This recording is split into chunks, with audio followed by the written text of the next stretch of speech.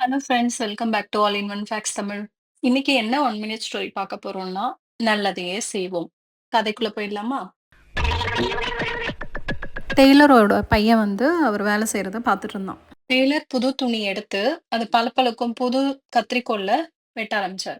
அதாவது துணி கட் பண்ணிட்டு, கத்தரிக்கோல்ல காலுக்கு கீழ போட்டுட்டு, துணிய தைக்க ஆரம்பிச்சாரு.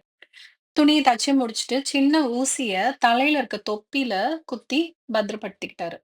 இத பார்த்துட்டு இருந்த டெய்லரோட பையன் கேட்டானா, "அப்பா கத்தரிக்கோல் ரொம்ப விலை உயர்ந்தது, அழகானதும் கூட. அத காலுக்கு கீழ போட்டுக்கிட்டீங்க. ஆனா ஊசி ரொம்ப மலிவானது. ஆனா அத தலையில குத்தி பத்திரப்படுத்திக்கிட்டீங்களே, அது ஏன்?" அப்படின்னு கேட்கிறான். நான் அப்படியே ஷாக் ஆயிட்டேன். "நீ சொல்றது கரெக்ட் தான்ப்பா. கத்தரிக்கோல் அழகாவும், மதிப்பானதாவும் இருக்கு. ஆனா அது செய்ற வேலை என்ன?